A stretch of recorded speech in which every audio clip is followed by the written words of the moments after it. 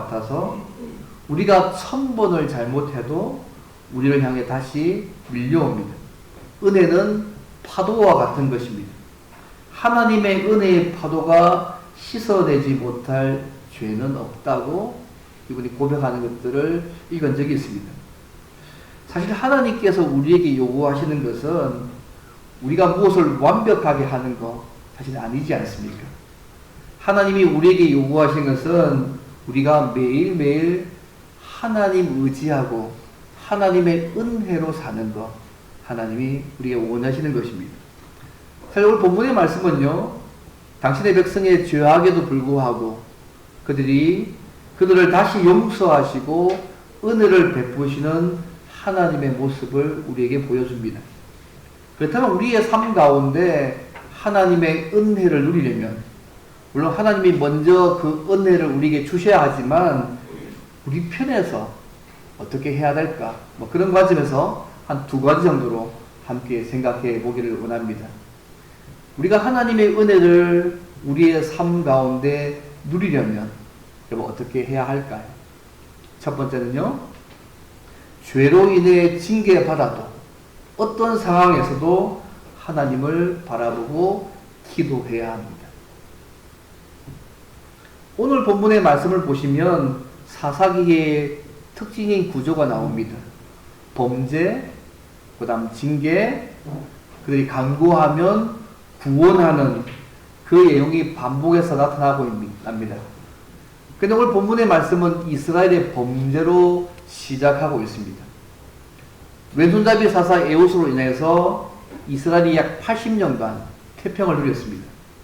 하지만 이 에웃이 죽고 난 이후에 이스라엘은 다시 여호와의 목전에 악을 행하는 모습을 가집니다.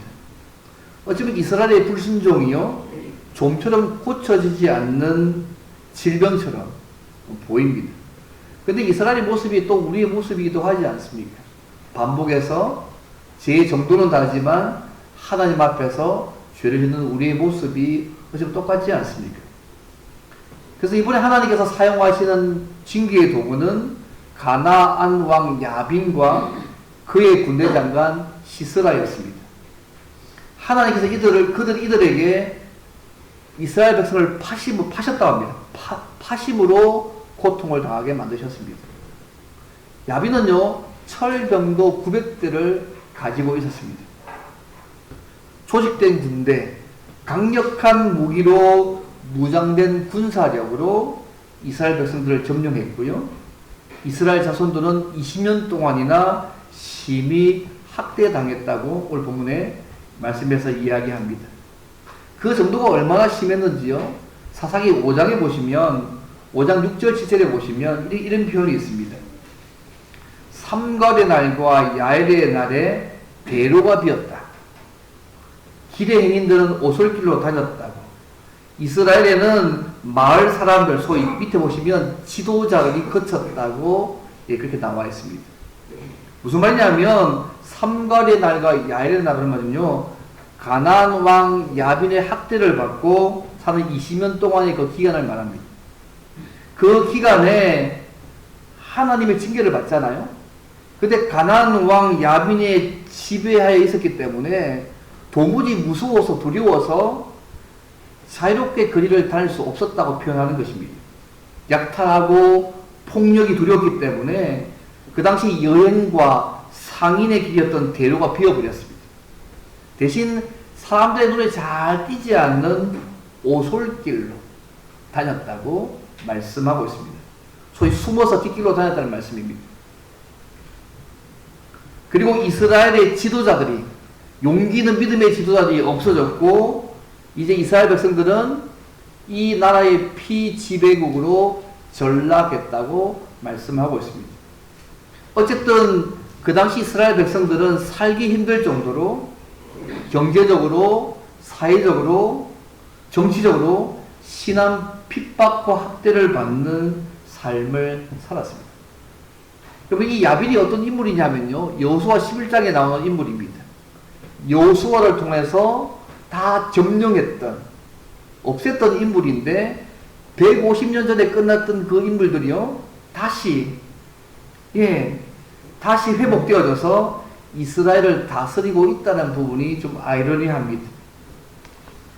150년 전에 여호수아를 통해서 하나님께서 그들을 하수를 정복하고 불태워버렸는데 이 가나안의 정복을 받고 이스라엘 백성들이 20년간 고통을 당하고 있다는 것입니다. 약화된 나라를 다시 일으켜서 이스라엘 백성들을 징계하고 계십니다. 근데 그들이 철로 만든 900대의 철병거를 가지고 있었습니다. 이 철병거가 우리 입장에서 그렇게 크게 다가오지 않을 건데요. 여기 같은 건 누구는 총 들고 있는데 탱크 정도 들고 있다고 생각하시면 됩니다. 누구는 극단적으로 이 철병거 한 대가 항공모함 정도의 느낌을 하던데, 어쨌든 이스라엘 백성이 그 당시에요, 철기 문화가 없었습니다. 다윗 시대까지 아예 없었습니다. 그런데 이 가나안 왕 야빈은요, 철로 만든 병거를 900대나 가지고 있었기 때문에 무기에 있어서 도무지 싸울 수 없는, 한쪽은 청동기 무기인데 한쪽은 철기 문화를 가지고 있었기 때문에 도무지 싸움에 할 수 없는 그런 상황이었습니다. 그래서 이스라엘 백성들이 반항도 못하고 20년 동안 수치스럽고 견디기 어려운 심한 학대를 당했다고 성경은 말씀하고 있습니다. 끝으로 보면요, 그들이 고통과 어려움을 당하고 있습니다. 그런데요, 하나님의 관점에서 보면 이 일의 배후에는 이스라엘의 범죄가 있습니다. 하나님은 당신의 백성의 죄를 징계하기 위해서 이방 민족에게 파셨고 심한 고통과 학대를 당하게 하셨다는 부분이 중요한 포인트입니다. 하나님은 자기 백성의 죄를 그냥 방관하시는 분이 아니십니다. 여러 차례 깨달을 수 있는 기회를 주십니다. 그래서 도저히 안 되면 나중에 징계하시는 하나님이 우리 하나님이십니다. 그 징계는 하나님께로 돌아오라는 얘기입니다. 여러분, 히브리서 보시면요, 주께서 사랑하시는 자를 징계하신다고 말씀합니다. 그러면서 우리가 하나님의 아들이기 때문에 아버지로서 징계하신다고 말씀합니다. 그래서 징계가 없는 사람은 하나님의 자녀가 아니라고 히브리서가 말씀을 합니다. 어쨌든요, 이런 하나님의 징계에 대해서 이스라엘 백성들의 반응을 보십시오. 3절 말씀입니다. 비로소 여호와께 부르짖습니다. 어쨌든 하나님 앞에서 자신의 모습을 보고 애통하는 거 정말 중요합니다. 하나님께 부르짖는 게 중요합니다. 근데 더 심각한 것이 뭔지 아세요? 내 삶이 하나님과의 관계에서 제대로 서 있지 않음에도 스스로 만족하며 슬퍼하지 않는 것이 어찌보면 더 무서운 것입니다. 좀 늦은 감이 있지만 20년 동안 고통을 당하고 난 이후에 드디어 비로소 그들이 여호와께 부르짖고 있다는 부분이 중요합니다. 하나님의 자녀들은, 백성들은 어떤 상황에 처한다 할지라도 죄 때문에 징계를 당하는 그 상황에서도 하나님께 기도하면 우리를 만나주시는 하나님의 은혜를 누릴 수 있습니다. 하나님 그거 원하십니다. 돌아와서 하나님을 의지하고 하나님의 은혜를 구하는 그 당신의 백성들의 마음을 원하십니다. 여기에 부르짖다는 말이요, 쉽게 말씀드리면 기도한다는 말입니다. 기도할 때 하나님의 임재와 은혜를 우리의 삶 가운데 누릴 수 있습니다. 하나님은 살아계신 분이잖아요. 살아계신 전능하신 분이지 않습니까? 윌리엄 템플이라는 주교가 이런 말을 했습니다. 내가 기도할 때에 우연이 일어났다. 그러나 내가 기도하지 않을 때는 그 우연조차도 일어나지 않았다. 무슨 말일까요? 기도할 때 하나님의 분명한 응답이 있다는 것입니다. 여러분, 이사야서 58장 9절에 이렇게 말씀합니다. 하나님께서 내가 부를 때에는 나 여호와가 응답하겠고 내가 부르짖을 때에는 내가 여기 있다 하리라. 내가 부를 때에는 나 여호와가 응답하겠고 내가 부르짖을 때에는 내가 여기 있다 하리라고 이사야서에서 말씀합니다. 무슨 말씀입니까? 우리가 기도할 때 하나님이 우리 가운데 계시는 것을 경험할 수 있다고 주님께서 약속의 말씀으로 말씀하고 있습니다. 물론 그들이 죄 때문에 고통당하고 있습니다. 그렇지만 그들이 하나님께 부르짖을 때에 하나님께서는요, 그들의 죄를 용서하시고 이후 역사를 보시면 또 다시 그 약속에 말씀하신 대로 드보라와 바락을 세워서 하나님이 그들 가운데 계심을 보여주시고 그들을 구원해 주셨습니다. 계속 반복되는 얘기인데 하나님의 은혜와 사랑이요 끝이 없습니다. 그 멕시코 지역에요 아나브렙스라는 물고기가 있다고 합니다. 제가 사진을 열심히 찾아봤는데 못 찾겠더라고요. 사진 있으면 보여드리려 했는데, 근데 이 물고기가요 눈이 4개입니다. 4개. 물고기가 눈이 4개 있는 걸 보신 적 있습니까? 사진을 못 찾아서 못 올렸는데 물고기가 눈이 4개 있답니다. 근데 이 물고기 눈 4개 중에 2개는요 물속에 있는 적의 공격들을 감시하는 눈입니다. 그리고 2개의 눈은 물 밖에 있는 곤충을 잡아먹습니다. 근데 특이한 것이 뭐냐 하면 물 밖에 있는 눈은요 눈물샘이 없기 때문에 오랜 시간 물 밖에 있으면 눈이 건조해서 볼 수가 없답니다. 그래서 눈에 습기가 없으면 보이지 않는다는 말이죠. 그래서 이 물고기가 규칙적으로 물속에 잠겨서 자기의 눈을 적셔준다고 합니다. 그러면 적셔진 눈이 다시 시력을 회복해서 살아갈 수 있다는 얘기를 들은 적이 있습니다. 좀 특이한 물고기죠. 물속에 잠겨서 눈을 좀 적셔줘야지만 눈이 보인다는 거죠. 저는 이 물고기 이야기를 들으면서 어쩌면 우리 신자의 모습도 항상 하나님을 바라보고 의지하고 은혜를 받아야만 살아가는 존재가 우리 아닌가 싶은 생각이 듭니다. 어떤 상황 관계 없습니다. 그래서 우리에게 항상 하나님을 바라보고 의지하고 은혜 주시도록 기도하는 삶이 우리의 삶에 이 물고기가 눈을 적시듯이 필요하다고 생각합니다.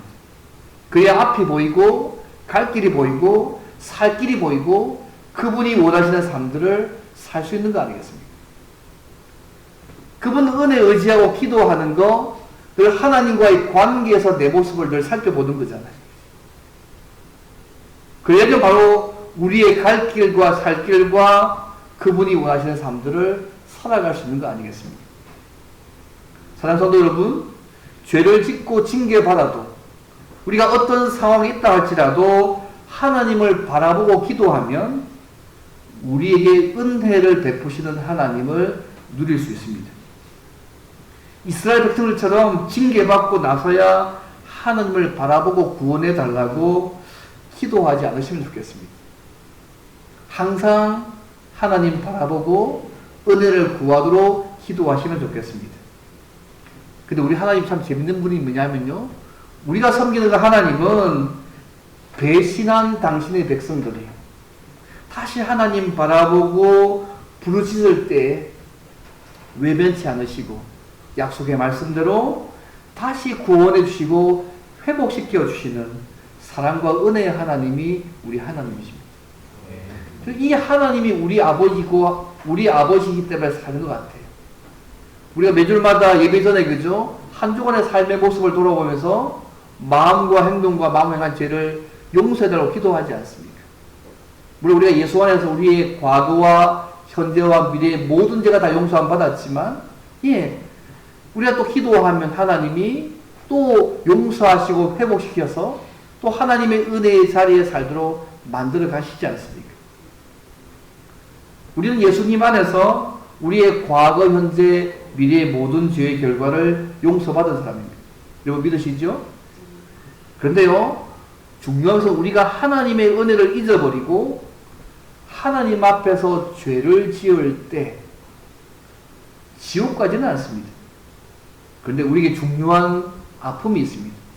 하나님이 예수님 안에서 주신 은혜들을 이 땅에서 누릴 수 없습니다. 그리고 하나님이 주신 사명 또한도 감당하며 살아갈 수 없다는 것이 중요합니다. 그래서 날마다 예수님 안에서 우리에게 베푸신 은혜를 날마다 기억하고 성령 하나님의 도움으로 날마다 그분과 깊이 교제하며 주신 사명을 잘 감당하며 살아가는 저와 여러분 되면 좋겠습니다. 어떤 상황이 와도 심지어 죄를 지어서 징계를 받는 상황이 온다고 할지라도 하나님만을 바라보고 기도함으로 우리에게 은혜를 베푸시는 하나님의 은혜를 많이 누리시는 저와 여러분 되면 좋겠습니다. 그래서 하나님 바라보는 특별 모습을 이것입니다. 죄로 인해서 징계받아도 어떤 상황 속에서도 하나님 바라보고 기도하면 은혜를 베푸시는 하나님을 누릴 수 있습니다. 이 첫 번째입니다. 그럼 두 번째로 보면요. 또 어떻게 우리가 하나님의 은혜를 누릴 수 있을까요? 오늘 말씀에 하면 구원해 주시는 하나님의 은혜를 누리려면 우리가 어떻게 해야 될까요? 두 번째입니다. 하나님이 역사하시지만 하나님과 말씀을 믿고 온전히 순종해야 합니다. 하나님이 역사하시지만 맹놓고 가만히 있는 것이 아니고 그 하나님과 말씀을 믿고 온전히 순종해야 합니다. 그러면 하나님의 은혜를 누릴 수 있습니다. 오늘 본문에는요, 여러 가지 인물이 나옵니다. 여사사 드보라, 이방 여인 야엘, 그 다음 소심한 믿음의 사람, 예, 그죠? 바락이 나옵니다. 만명의 군사도 나옵니다. 연약해 보여도 하나님께서 그 하나님과 말씀을 믿고 순종하는 믿음의 사람을 통해서 당신의 은혜를 누리게 하시고 있는 모습을 이후의 말씀에서 볼 수 있습니다. 이스라엘 백성들이 고통 중에서 회개하며 부르짖었을 때 하나님께서는 또 약속에 말씀하신 대로 그들을 구원해 주셨습니다. 그런데 구원해 주셨는데 하나님의 방법이 좀 특이합니다. 여사사 드보라를 세우시고요. 또 야일이라는 여인을 사용합니다.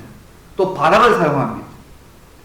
이번 여자가 사사가 됐다는 말 자체가요, 좀 극단적으로 말씀드리면 그 당시에 남자들이 영적으로 쓸만한 분이 아무도 없었다는 얘기입니다.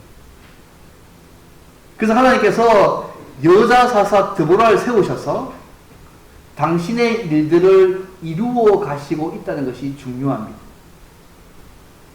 하나님은요, 당신의 일들을 우리의 상황이나 환경에 따라서 바꾸는 분이 아닙니다.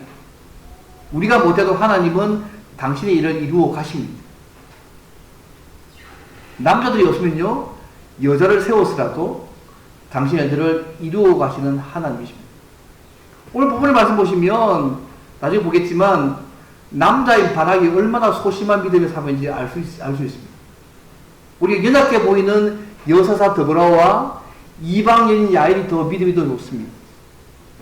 그런데 하나님께서 그들을 통하여서 당신의 일들을 이루어 가시고 있음을 쉽게 볼 필요가 있습니다. 여러분, 이 두 여인 가운데요, 드보라에 대한 소개가 4절과 5절에 나타납니다.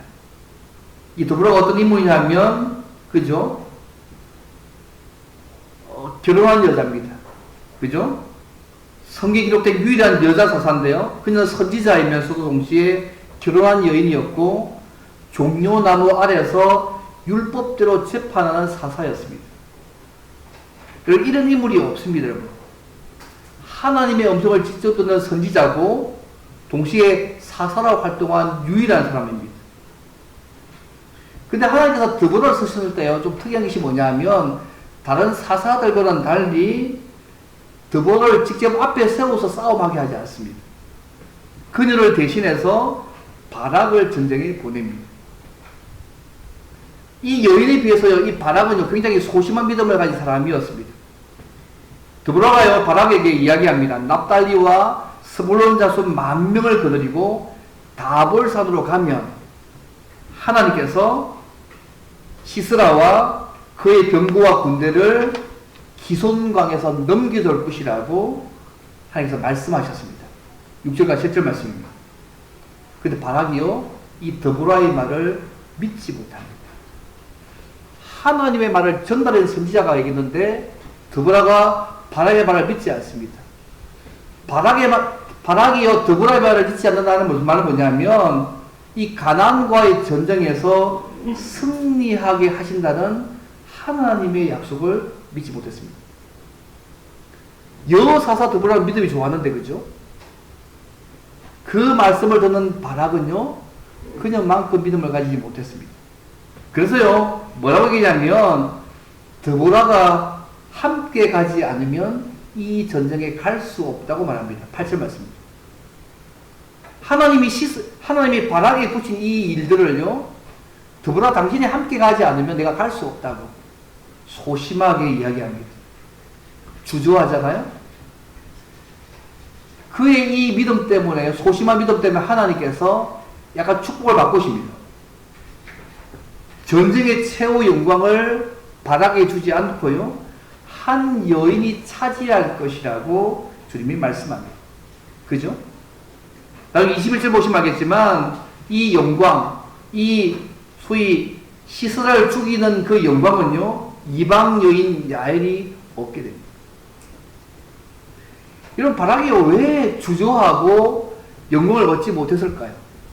근본적으로는 드보라를 통해 주신 하나님 말씀을 믿지 못했기 때문입니다. 어쩌면 그는요,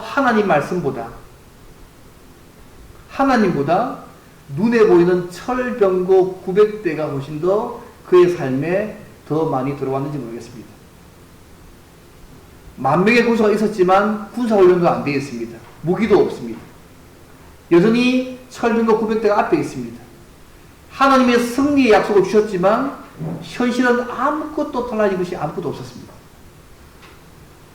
인간적으로 생각하면 하나님의 약속이 주어졌는데 상황과 현실은 아무것도 달라진 것이 없었기 때문에 어쩌면 그는 하나님의 약속보다 상황과 현실을 더 많이 본지도 모르겠습니다.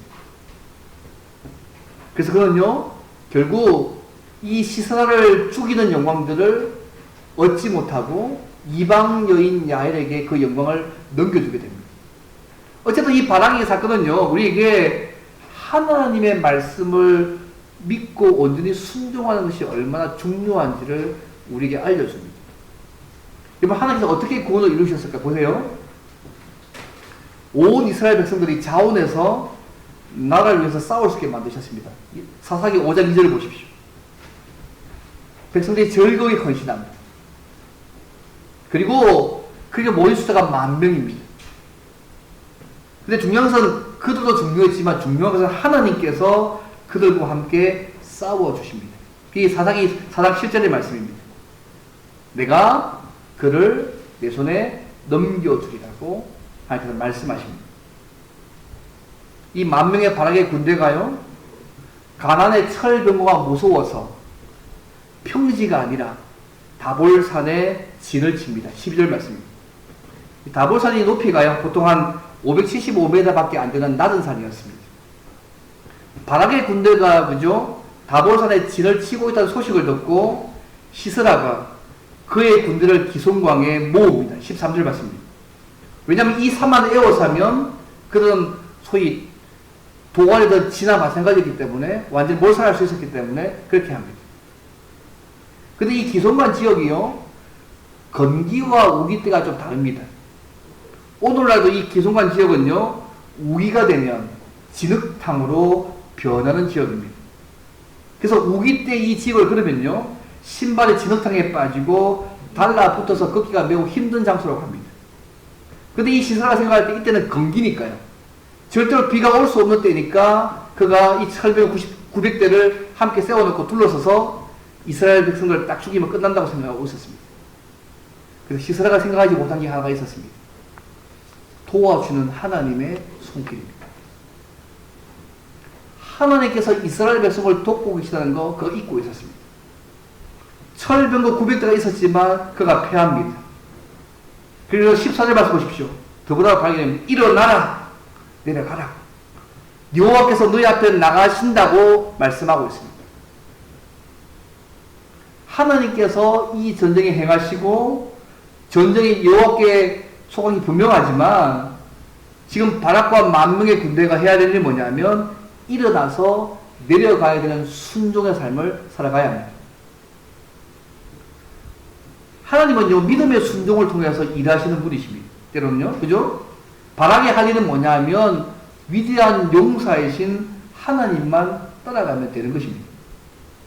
저는 우리가 저지른 범죄 중에 하나가 뭐냐면요, 자꾸 하나님을 자꾸 우리 수준으로 축소시키는 것 같습니다. 내가 못하면 하나님도 못하시고, 내가 능력이 부족하면 우리 하나님도 능력이 부족하다고 생각하는 것입니다. 근데 하나님께서 드보라를 통하여서 이 바락에게 내려가라고 하나님께서 시스라를 너에게 붙이셨다. 하나님께서 내 앞서 행하신다고 말씀합니다. 마틴 루터의 말처럼요, 우리의 삶 가운데 하나님이 하나님 되시게 해야 합니다. 하나님이 하나님 되시게 하는 것이 우리의 삶에 중요합니다. 그럼 하나님께서요, 이스라엘 군대보다 앞서 행하셨습니다. 어떻게 하셨을까요? 이 건기에 온 땅을 적시는 엄청난 폭우를 내리셨습니다. 사사기 5장 4절을 보십시오. 하늘이 물을 내리고 구름도 물을 내렸다고 아주 찬송시 나타나는 사사기 5장 4절 이야기합니다. 사사기 5장 21절 보십시오. 기송광이 그 무리를 표류시켰다. 소위 기송광의 급류가요, 시스라의 군사들을 휩쓸어 갔다고 말씀하고 있습니다. 갑자기 되는 폭우 때문에 불어난 기손 강물이 이 시스라와 철병거와 이 가나안 군사들을 휩쓸어 갔다는 것이죠. 그토록 사랑했던 이 철병거가요, 진흙통에 빠져가지고 무용지물이 된 것입니다. 그리고 사사기 4장 15절을 보십시오. 하나님께서, 여호와께서 바락 앞에서 시스라와 그의 모든 병거와 그의 온 군대를 칼날로 혼란에 빠지게 만드셨고요. 심지어는 그의 온 구대가 죽게 만드셨다고 말씀하고 있습니다. 하나님께서요, 초자연적인 방법으로 싸우셔서 그들 앞서 행하셔서 이 싸움에서 승리하게 하신 것이죠. 우리 잘 아는 사건입니다. 그리고 심지어 도망가는 이 시스라는 한 가정주부인 이방 여인인 야엘에서 중임을 당하게 만듭니다. 예, 그게 오늘 본문의 말씀 이후의 말씀입니다. 그의 부모와 그의 남편은 이방 족속으로 살아왔지만 이 야엘은 그 가운데 믿음이 가진 여인이었기 때문에 이 여인을 통하여서 이 시스라가 잠들어 있을 때에 이마에 말뚝을 받아 죽게 하는 일들을 가지게 합니다. 더 세밀하게 설명하지 않겠습니다. 그 당시 여자들이요, 숫자에 포함되지도 않았습니다. 모든 일에 처녀일 때는 아버지에게 허락받아야 되고요, 결혼 후에는 남편의 허락을 받아서 사는 것이 그 당시 여자 입장이었습니다. 그런데 하나님이 이 여인들을 통해서, 여사사 드보라를 통해서, 이방 여인 야엘을 통해서 하나님의 일들을 감당하시고 있습니다. 그들은 겉으로 보일 때는 연약해 보이지만 하나님께 대한 믿음을 가진 사람들이었기 때문에 하나님 그들을 통해서 당신 일들을 이루어 가고 계십니다. 소심한 바락, 믿음이 굳은 바락에게는요, 그의 소심한 믿음 때문에 그가 시스라를 죽이지 못하고 이방 여인 야엘이 시스라를 죽이는 영광을 넘겨주는 일들을 오늘 보면서 보고 있습니다. 여러분, 오늘 이 사건 볼 때 그죠? 왜 이스라엘이 이겼습니까? 하나님께서 이 싸움에 하셨기 때문에 이긴 거 아니겠습니까? 23절 말씀 보십시오. 이와 같이 이날에 하나님이 가나안 왕 야빈을 이스라엘 백성 앞에 굴복하게 하시고 그 다음 죽게 만드셨다고 24절 말씀하고 있습니다. 하나님께서 드보라와 바락과 만명의 군사와 야엘을 도구로 사용하셨지만 결국 하나님이 야빈을 굴복시키고 이스라엘을 구원하셨습니다. 저는 이 포인트가 뭐냐면요, 하나님께서 그들을 구원 은혜 베푸셨을 때 그들이 연약해 보였지만 하나님이 역사하시지만 하나님과 말씀을 온전히 믿고 순종하는 그들을 통해서 하나님의 은혜를 베풀어 가시는 그 은혜 역사를 보고 있습니다. 오늘 우리의 삶 가운데도 마찬가지인 것 같아요. 하나님 역사하시고 우리의 삶 가운데 간섭하십니다. 하지만 하나님은 하나님과 말씀을 믿고 온전히 순종하는 자들을 통하여서 당신의 일들을 이루시고 은혜를 베풀어 가시는 분이십니다. 하나님의 은혜를 받기를 원하십니까? 그렇다면요, 하나님과 말씀을 온전히 믿고 순종하는 삶들을 먼저 사시면 좋겠습니다. 그럼 하나님은 그런 사람을 통하여서 당신의 일들을 이루고 가실 뿐만 아니라 은혜를 베풀어 가실 것입니다. 예전에 제가 한번 얘기한 적이 있는지 모르겠는데요, 미국 인디애나 주에 해먼드라는 작은 도시가 있습니다. 저도 가보지는 못했는데 들은 적이 있습니다. 근데 이 해먼드에 보면 해먼드 제일 침례 교회가 있습니다. 유명한 교회가 있습니다. 작은 도시인데요, 어른 교인이 1,500명입니다. 그런데 주일학교 아이들이요 2만 명입니다. 어른들은 1,500명인데 주일학교가 2만 명입니다. 근데 이 주일학교 아이들이 2만 명이 된 이유가 있습니다. 그 교회 학교의 교사인 유치부 선생인 제니라는 20대 여자 교사 때문입니다. 이 제니 여자는요, 어릴 때부터 얼굴에 주근깨가 새카맣게 덮여 있었습니다. 미국 사람 그런 많잖아요. 새카맣게 덮여 있었고 못생겼습니다. 시절 못생겼다 합니다. 몸이 뚱뚱해서 중고등부 시절에 완전히 왕따였습니다. 친구도 하나도 없었고요, 너무 괴로워서 자살 시도를 3번 했습니다. 자기 인생을 생각해 볼 때 아무 소망이 없었습니다. 근데 그녀가요, 소위 우리나라 같은 전문대에 들어가서 친구들을 통하여서 복음을 듣게 됩니다. 예수님을 만나고요, 예배 가운데 하나님의 은혜를 누리고 말씀을 배우는 가운데 그 안에 진정한 기쁨이 샘솟습니다. 전도한 친구 중에 한 명이 소위 이렇게 예먼드 제일 치명을 다니고 있어서 그 교회에 다녔습니다. 얼마가 지나고 난 후에 유치부 교사가 됩니다. 8명의 학생을 만났는데요, 이 친구들 알게 된 것이 뭐냐 하면 유치부 아이들이 유치부 선생님의 얼굴을 본다든지 선생님의 몸무게가 얼마나 나은지 신경 쓰지 않고 자기를 사랑해주는 선생님의 관심사만 보는 것을 깨닫게 됩니다. 그래서 이 열등감을 찾던 이 제니가요, 자기를 새롭게 봐주는 아이들 때문에 하나님의 말씀을 더 재미있게 가르치는 것을 연구하기 시작합니다. 그런데 이 연구 때문에요, 소위 대박이 터뜨린 것입니다. 이 연구 때문에 아이들이요, 폭발적으로 말씀을 사모하게 되어지고 폭발적으로 늘기 시작했습니다. 감당할 수 없을 만큼. 이 모습을 본 다른 선생님들도 우리 또 제니처럼 해보자 해가지고 운동이 일어나게 되었고, 그래서 유치부 아이들이요 2만 명이 된 것입니다. 성인은 1,500명인데 아이들이 2만 명인 교회입니다. 독특한 거입니다. 유명한 교회입니다. 제가 이 이야기를 말씀드린 이유가 뭐냐면, 사람들에게 무시당하고 삶까지도 포기했던 그 사람이 복음 안에서 내가 얼마나 소중한지를 깨닫고 나서 하나님께 순종하는 삶을 살아갔을 때에 하나님께서 놀랍게 사용하셨다는 것입니다.